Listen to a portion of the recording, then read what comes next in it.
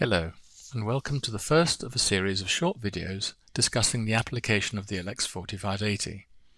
The LX4580 is an application-specific IC that combines PWM motor control and sensor management for high-reliability systems.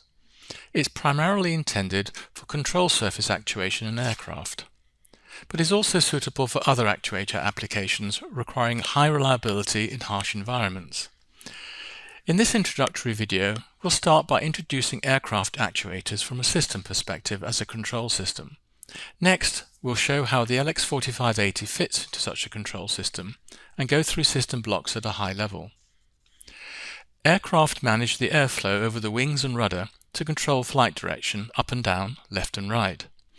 These control surfaces include trim tabs for setting level flight at altitude, plus flaps and slats to increase wing area for takeoff and landing.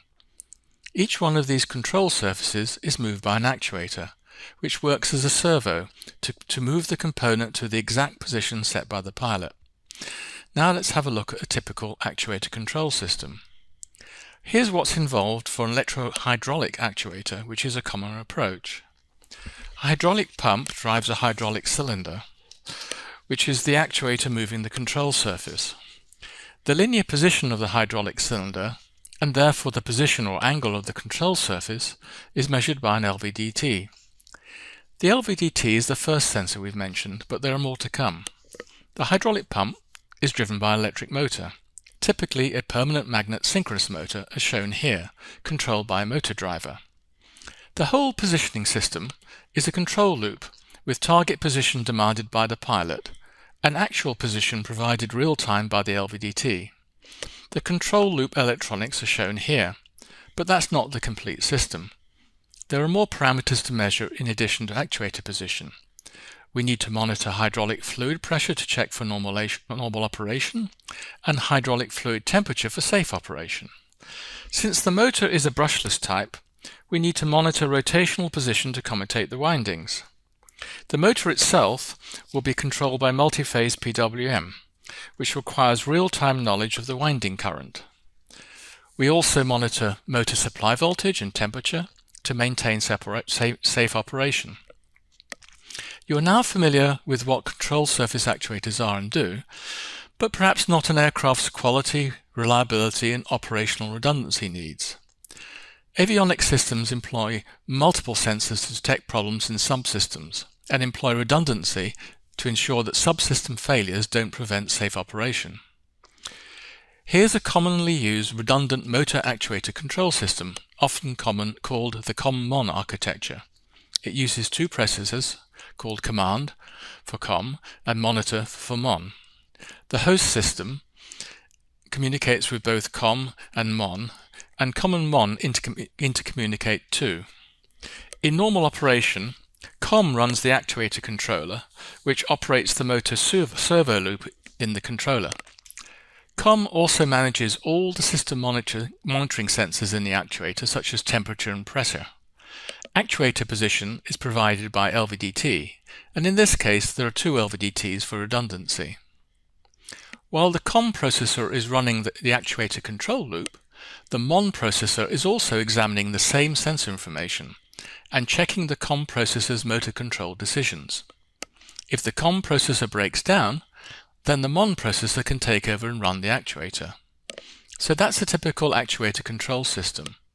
Next, we'll show how the LX4580 fits into a system like this and go through the system blocks at a high level. Here are the components we were just discussing. The host and COM-MON controllers are microcontrollers or FPGAs. The actuator contains mechatronics and sensors. The LX4580 provides the actuator controller, being the mixed signal interface between the processing side and the mechanical side. Here's an example actuator system viewed from the perspective of the LX4580, which is the green block at the left.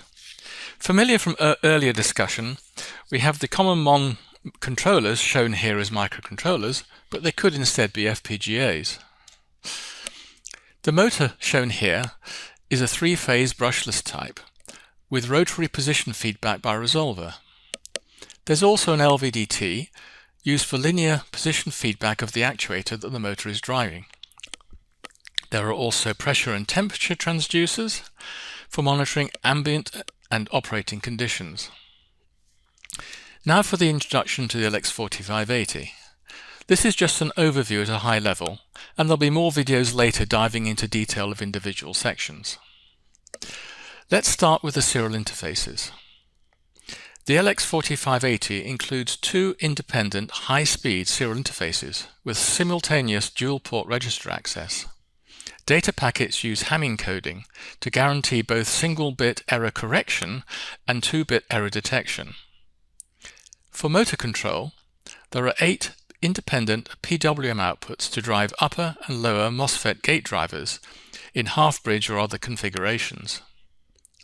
The LX4580 includes 5 sigma delta ADCs operating up to 2 MHz sample rate to measure motor phase currents and motor supply currents independently.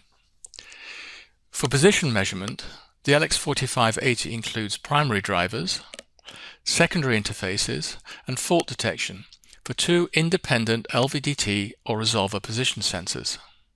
Full bridge primary drivers drive a PWM modulated sine wave from independent internal lookup tables.